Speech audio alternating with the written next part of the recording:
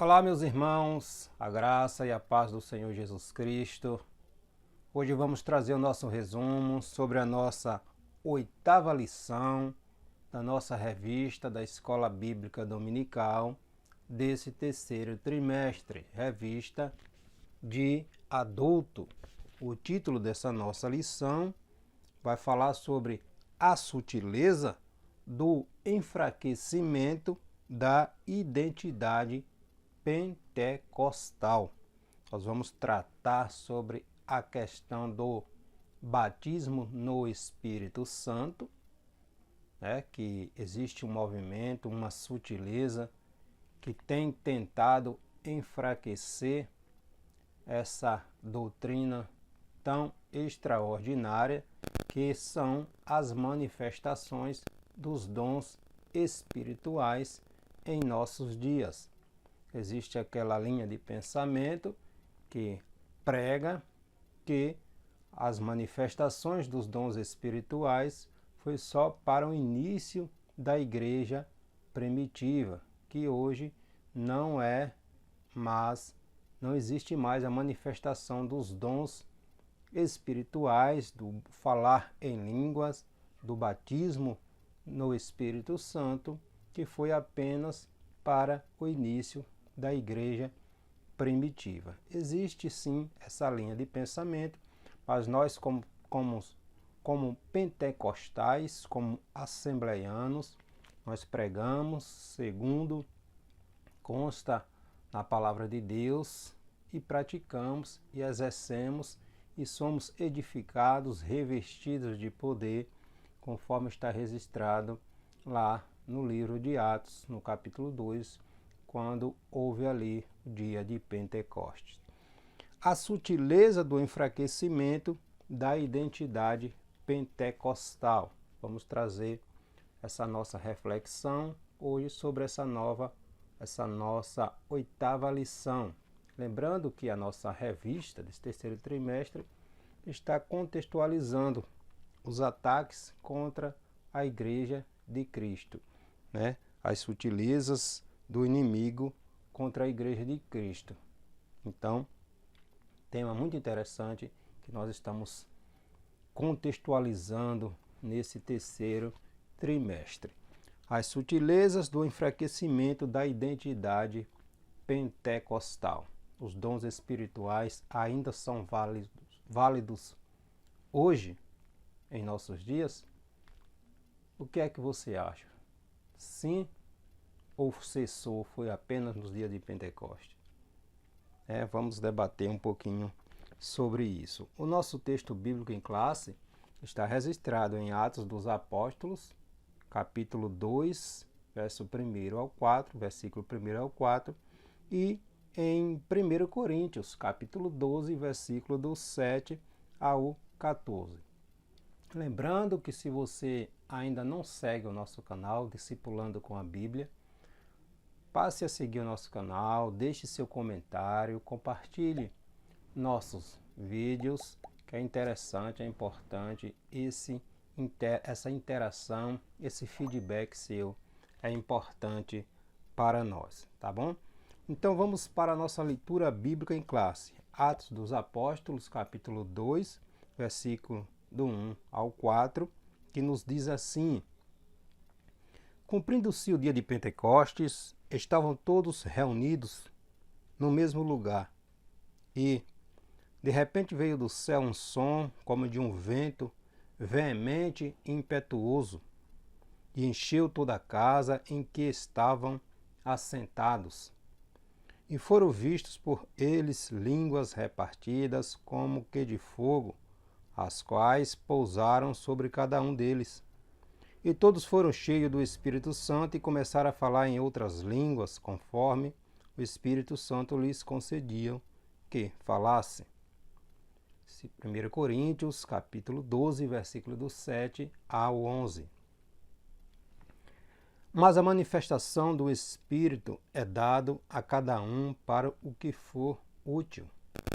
Porque a um, pelo Espírito, é dada a palavra da sabedoria, e a outro, pelo mesmo Espírito, a palavra da ciência, e a outro, pelo mesmo Espírito, a fé, e a outro, pelo mesmo Espírito, os dons de curar, e a outro, a operação de maravilhas, e a outro, a profecia, e a outro, o dom de discernir os espíritos, e a outro, a variedade de línguas, e a outro, a interpretação das línguas, mas um só e o mesmo Espírito opera todas essas coisas. Mas um só e o mesmo Espírito opera todas essas coisas, repartindo particularmente a cada um como quer.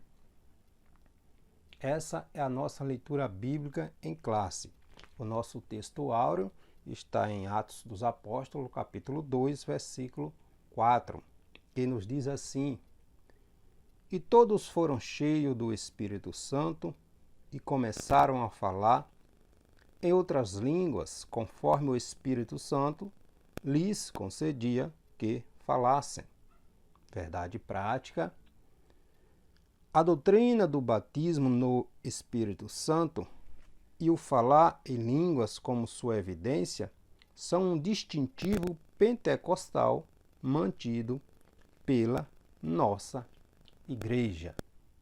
Louvado e exaltado é o nome do Senhor.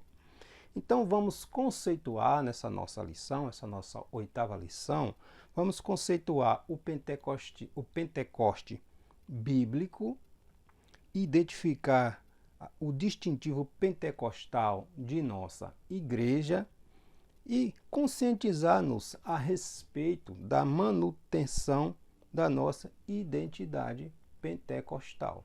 Nós somos pentecostais. Louvado e exaltado é o nome do Senhor Jesus Cristo.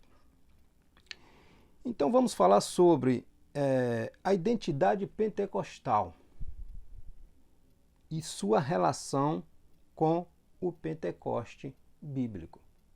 A nossa identidade assembleiana, né, pentecostal, e o enfoque no Pentecoste bíblico, né, contextualizando essa relação com o Pentecoste bíblico, iniciado ali em Atos dos Apóstolos, capítulo 2.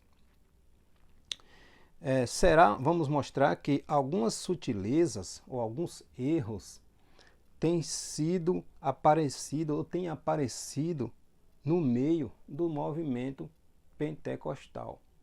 Alguns ensinamentos, algumas sutilezas que vêm tentar distorcer ou neutralizar, não sei se essa é a palavra certa, mas desacreditar que o movimento pentecostal, a manifestação do falar em língua, dos dons, não é mais para nossos dias, foi só para o início da igreja primitiva. Alega que hoje nós temos a Bíblia, que hoje não é mais necessário a manifestação ou falar em línguas. Mas a palavra de Deus nos ensina de outra maneira, né? Então, com a negação da atualidade dos dons espirituais e, de uma forma mais específica, a negação da doutrina do falar em outras línguas como evidência física e o batismo no Espírito Santo. Então, vem negar isto, essa linha de pensamento, essas sutilezas que tem tentado desacreditar o movimento, o mover do Pentecoste, vem tentar negar, vem com a negação da atualidade dos dons espirituais, dizendo que não é mais para nossos dias, foi por o início da igreja, e também a negação da doutrina do falar em outras línguas, como evidência do batismo no Espírito Santo. Então, essa linha de pensamento contrária vem negar o manifestar, o falar em línguas como uma evidência de que alguém foi batizado no Espírito Santo. O Espírito Santo no Antigo Testamento. Nosso primeiro tópico, o Pentecoste bíblico, o Espírito Santo prometido, né? No Antigo Testamento, a ação do Espírito Santo em diferentes momentos e sobre a vida de pessoas existiam. Obviamente que o Espírito Santo não havia sido derramado sobre toda a carne, como aconteceu ali no dia de Pentecoste. O Espírito Santo vinha especificamente sobre determinada pessoa para uma obra específica. O Espírito Santo não havia sido derramado sobre todos, né? Isso só passou a acontecer depois do dia de Pentecoste. O Espírito do Senhor agia em determinadas situações. Nós temos lá em Gênesis o Espírito Santo juntamente com o Pai e o Filho agindo na criação, o Espírito Santo vindo sobre homens. Nós temos o exemplo aí de Gideão, de Bezalel, de Davi, quando foi ungido, Sansão. O Espírito Santo vinha sobre pessoas específicas, sobre reis, sacerdotes, profetas. O Espírito Santo vinha sobre essas pessoas para uma atividade específica, um propósito específico, e depois se retirava. Cumpria aquele propósito para o qual havia sido determinado, e depois o Espírito Santo se retirava. Não havia um mover do Espírito Santo como passou a acontecer no novo pacto, a partir do dia de Pentecoste. Então, as manifestações do Espírito Santo no Antigo Testamento era de forma esporádica, para cumprir uma determinada função, e depois o Espírito Santo se retirava. Ou não existia aquele mover, aquele derramamento sobre todos. Nós temos um exemplo com Sansão, que em determinado momento, quando Sansão contou ali a Dalila de onde vinha a sua força, quando o cabelo de Sansão foi cortado, o Espírito Santo, por causa de toda aquela trajetória da vida de Sansão, errante, o Espírito Santo se retirou da vida de Sansão. Sansão pensou que ainda estava revestido e não conseguiu se desvencilhar dos seus inimigos, porque o Espírito Santo vinha, não permanecia. O Espírito Santo cumpria o seu propósito e depois não era como no Novo Testamento, né? No Novo Testamento o Espírito Santo veio, foi derramado sobre todos, e aqueles que permanecem em obediência, o Espírito Santo permanece nas nossas vidas. O Espírito Santo não vem, nos batiza e volta. Não, ele vem, nos batiza e fica. Quando Jesus vai dizer lá em João, no Evangelho escrito por João, capítulo 16, que Jesus disse que enviaria um outro semelhante a ele, um Consolador, o Espírito Santo de Deus, que nos faria lembrar de tudo que precisássemos na hora oportuna, e que ele estaria conosco. Ele não nos deixaria órfãos, não nos deixaria só. Então, o Espírito Santo permanece em nós. Quando aceitamos a Cristo, nós só aceitamos a Jesus como nosso Salvador porque o Espírito Santo de Deus nos convence do nosso estado de podridão, de imundícia. O Espírito Santo nos convence de que precisamos ser transformados. Quando aceitamos a Cristo, o Espírito Santo passa a habitar em nós. Mas isso não é o batismo ainda. O batismo, como está lá em Atos, capítulo 1, versículo 8, é revestimento de poder. Revestimento de poder. Então, no Antigo Testamento, o Espírito Santo vinha sobre pessoas específicas, em épocas, ocasiões, para propósitos específicos. No Novo Testamento, nós vamos ver que é um pouquinho diferente, né? Era uma ação mais restrita do Espírito Santo de Deus na antiga aliança.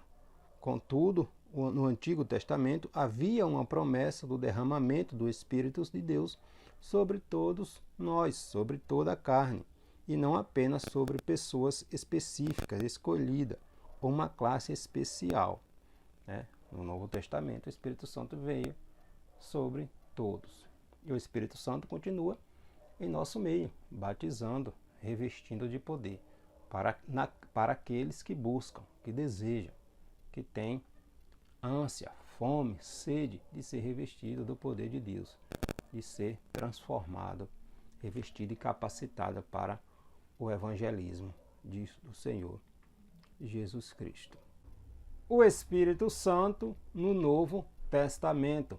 O derramamento do Espírito Santo no Novo Testamento. No Novo Testamento é que as promessas a respeito da vinda do Espírito Santo têm seu cumprimento. O profeta Joel profetizou o derramamento do Espírito Santo sobre toda a carne. Está registrado no livro de Joel, do profeta Joel, capítulo 2, versículo do 28 ao 29. Diz assim: E há de ser que, depois derramarei o meu Espírito sobre toda a carne, e vossos filhos e vossas filhas profetizarão, os vossos velhos terão sonhos, e os vossos jovens terão visões. E também sobre os servos e sobre as servas, naqueles dias, derramarei do meu Espírito. Então, a promessa do derramamento do Espírito Santo, lá registrado no profeta Joel, ainda no Antigo Testamento, no Antigo Pacto, cumpriu-se no dia de Pentecoste. Então, a promessa que estava lá em Joel cumpriu-se no dia de Pentecoste, como o apóstolo Pedro confirmou, né? No Pentecoste, observamos que o Espírito é derramado sobre toda a carne, sem distinção de sexo, raça ou idade. Isso nos mostra a universalização da promessa de Deus, que todos os que creem, e não apenas alguns escolhidos, foram revestidos do poder do Espírito Santo de Deus. Apenas pessoas especiais, no Antigo Pacto, na Antiga Aliança, no Antigo Testamento, apenas pessoas especiais tinham o privilégio de serem usadas por Deus. Já na Nova Aliança, o Novo Testamento, o Novo Pacto, a partir do dia de Pentecoste, Deus derramou o seu Espírito sobre todo o seu povo, todos aqueles que creram. E o Espírito Santo reveste, capacita, como está lá em Atos, capítulo 1, versículo 8, quando Jesus vai dizer, mas receberei a virtude ou o poder do Espírito Santo que vai vir sobre vós para seres minhas testemunhas, tanto em Jerusalém como a Judéia, em Samaria e até os confins da terra. Então, o revestimento de poder é capacitação espiritual para as batalhas que o crente trava todos os dias. A batalha que estamos empenhados, como o apóstolo Paulo vai dizer a Timóteo: ninguém que milita, que é alistado, se embaraça com os negócios dessa vida. Então o Espírito Santo vem nos capacitar, né? Mas o dia de Pentecostes iniciou-se, assim, no sentido restrito da palavra, a igreja iniciou-se a partir do dia de Pentecostes, registrado ali em Atos 2, do livro histórico do Novo Testamento, né? Atos dos Apóstolos. Os pentecostais, nós pentecostais, reconhecemos que o Novo Testamento fala de dois batismos no Espírito. Dois batismos. Um que é soteriológico e inicia no crente quando esse aceita a Cristo, né? O soteriológico, ali a partir da doutrina da salvação. Aceitamos a Cristo, o Espírito Santo passa a habitar em nós. Mas isso ainda não é o batismo no Espírito Santo. O batismo no Espírito Santo, como está lá em Atos capítulo 1, versículo 8, é um revestimento de poder missiológico, né, que nos capacita o crente para o serviço na obra de Deus. Batismo no Espírito Santo. E a evidência, a principal evidência do batismo no Espírito Santo é o falar em outras línguas. Nós temos o exemplo em Atos dos Apóstolos, mesmo ali em capítulo 8, quando houve a perseguição, Estevão havia sido morto, apedrejado, e houve aquela perseguição contra a igreja ali em Jerusalém, e os irmãos tiveram que fugir de Jerusalém por causa da perseguição. Só ficaram ali os apóstolos, os discípulos, os apóstolos do Senhor. E Filipe foi um daqueles os 7 diáconos escolhidos ali em Atos 6 para ajudar ali na assistência das viúvas, do povo ali na questão da área social. Filipe, por causa da perseguição, desceu para Samaria, pregando o evangelho com poder, com graça, Deus realizando milagres extraordinários. Mas os samaritanos aceitaram a Cristo, o evangelho, mas não foram ainda batizados no Espírito Santo. Pedro e João, ouvindo que os samaritanos haviam recebido o evangelho, desceram para Samaria. E chegando lá, impondo as mãos sobre os irmãos samaritanos, eles foram revestidos de poder, foram batizados no Espírito Santo e começaram a falar em outras línguas. Em Atos capítulo 10 também nós temos o exemplo ali de Cornélio e toda a sua família. Pedro foi enviado para lá pelo Espírito de Deus. O anjo veio avisar Pedro que deveria ir, que Cornélio era um homem de oração, de boas obras, que estava aguardando. Quando Pedro chega, juntamente com alguns irmãos hebreus, e Pedro pregando e falando ali do Evangelho, o Espírito Santo desceu sobre Cornélio e sobre todos que estavam em sua casa, e começaram a falar em outras línguas. E aqueles judeus circuncidados ficaram estupefatos, porque o Espírito Santo que havia descido sobre eles, que eram judeus, que era da circuncisão, desceu também sobre os gentios. E o manifestar do batismo no Espírito Santo foi o falar em línguas. E nós temos outro exemplo também em Atos também, capítulo 19, quando o apóstolo Paulo chega ali em Efésios, e existiam alguns irmãos ali que haviam sido batizados nas águas, no batismo de João. E Paulo pergunta: já recebeste o Espírito Santo, o batismo no Espírito Santo? E eles respondem: nós nem ouvimos falar ainda que existe Espírito Santo. E o apóstolo Paulo, impondo as mãos sobre aqueles irmãos, eles começaram a falar em línguas estranhas, em outras línguas, e foram batizados no Espírito Santo. Então, o principal sinal do batismo no Espírito Santo é o falar em línguas, a língua espiritual. Então, a evidência principal do batismo no Espírito Santo é o falar em línguas. Ok? Então, nosso segundo tópico, o distintivo pentecostal da nossa igreja. O conhecimento, o batismo no Espírito Santo de Deus. Mas ainda existe uma manifestação dos dons espirituais hoje? Sim, claro que existe. O Espírito Santo não cessou de batizar para aqueles que buscam, que creem, que desejam, que têm vontade, que quer ser revestido de poder, né? A atualização dos dons espirituais. Agostinho de Hipona, ou conhecido como Santo Agostinho, em 354 a 430 a.C., introduziu na igreja um erro doutrinário de que os dons haviam cessado, de que os dons haviam sido apenas para o início da igreja. Então, Agostinho de Hipona, ou Santo Agostinho, introduziu essa doutrina, esse erro doutrinário na igreja. No entendimento dele, os dons de fato existiram ali no início da igreja primitiva, contudo havia sido restrito àquele período apostólico. Esse ensino moldou o catolicismo medieval, o catolicismo papal, né? E mesmo com o advento da grande reforma luterana, a partir ali de 1517, 1500, com Martinho Lutero e os demais reformistas, esses não conseguiram se desvencilhar daquele movimento, de que o Espírito Santo havia cessado, o falar em língua, o batismo havia cessado. Né? O movimento pentecostal só vem surgir posteriormente com a resposta a esse desvio doutrinário. Os pentecostais não somente creem que os dons são vigentes na igreja hoje, como os exercem.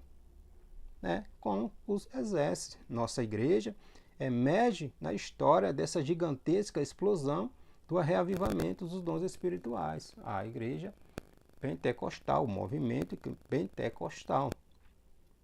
Né? Na Declaração de Fé das Assembleias de Deus, das Verdades Fundamentais de 1916, as Assembleias de Deus confessavam que todos os crentes têm o direito e devem sinceramente buscar a promessa do Pai, que é o batismo do Espírito Santo. Né? Com o batismo no Espírito Santo vem o revestimento de poder para o serviço, né? Os dons espirituais para o trabalho missionário. Né? Com o batismo no Espírito Santo vem o revestimento de poder, vem os dons. É uma capacitação espiritual para o viver diário do crente. O Espírito Santo foi derramado sobre todos, é derramado sobre todos.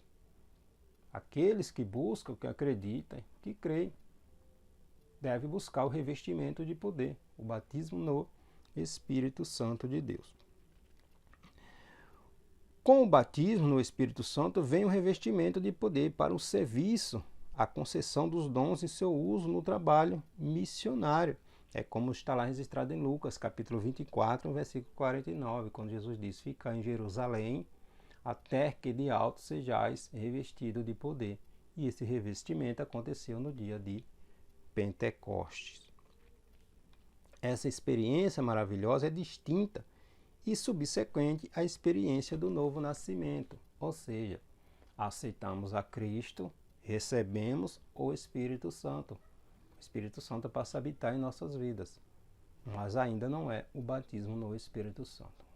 O batismo no Espírito Santo é algo à parte, é um revestimento, uma capacitação, como está lá em Atos capítulo 1, versículo 8.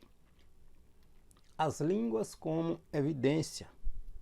A Declaração de Fé das Assembleias de Deus, de 1916, afirma que o batismo dos crentes no Espírito Santo é testemunhado pelo sinal físico inicial de falar em outras línguas, conforme o Espírito Santo dá capacidade do falar, como está lá em Atos capítulo 2, versículo 42. Lembrando que não é batismo com o Espírito Santo, é batismo no Espírito Santo. Por quê? Porque o Espírito Santo não é batizado com nós. Quando falamos batizado com o Espírito Santo, o Espírito Santo está sendo batizado com nós? Conosco? Não, é batismo no Espírito Santo.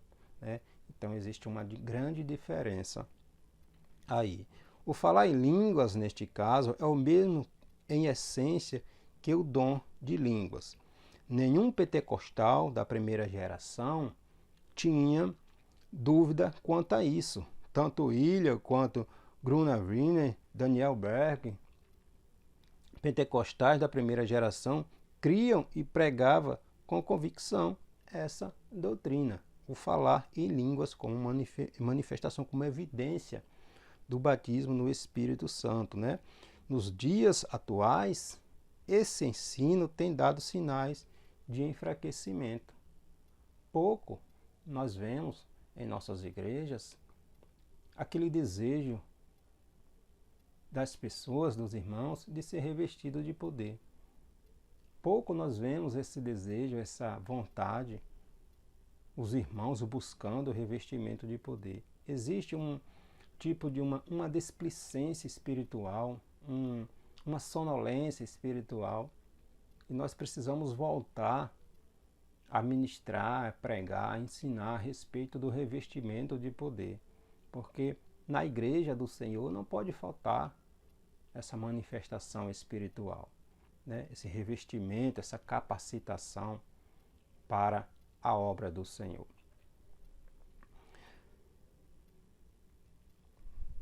nos dias atuais, esse ensino tem dado sinal de enfraquecimento, né? Negam a doutrina por conta desses ensinamentos vãs, sutis, que tentam desacreditar a questão do revestimento, do falar em outras línguas, acabam negando a doutrina das línguas como evidência inicial do poderoso batismo pentecostal. Essa sutileza está em dizer que o falar em outras línguas, de fato, existiu, mas, contudo, não é mais para os nossos dias, ou não é para todos.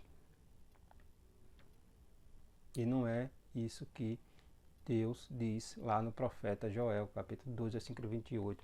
Derramarei do meu espírito sobre todos, toda a carne. Né? Todo aquele que busca, que deseja, que quer, obviamente, o Espírito Santo batiza, capacita, porque é uma promessa do Senhor. Né? Nosso terceiro tópico, para a gente finalizarmos, mantendo a chama pentecostal acesa.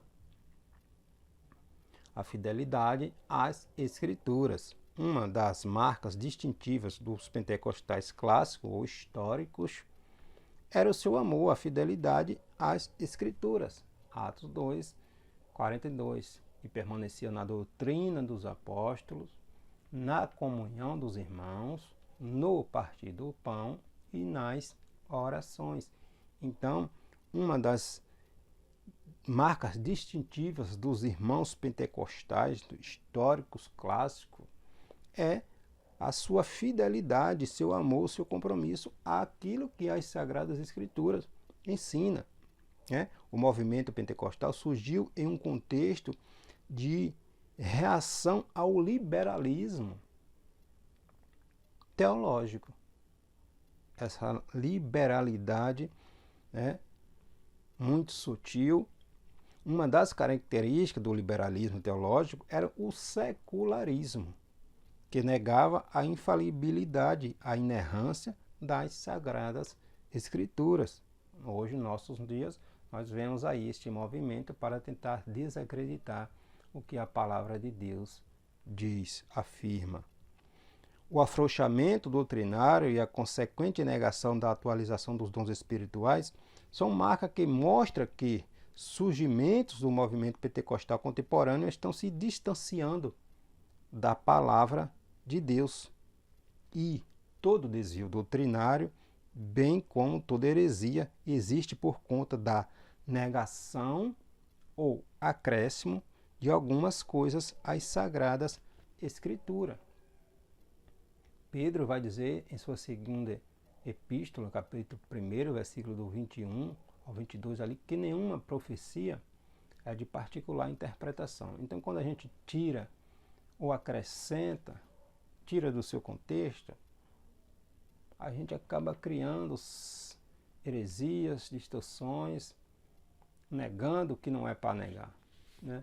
Então, a gente precisa ter cuidado. Todo desvio doutrinário, bem como toda heresia, existe a partir da negação do acréscimo de alguma coisa às Escrituras. Acrescenta ou tira o que não é para acrescentar e tira o que não é para tirar. Então, como diz, né, tirar do seu contexto gera um pretexto. Nenhuma profecia é de particular interpretação, vai dizer o apóstolo Pedro.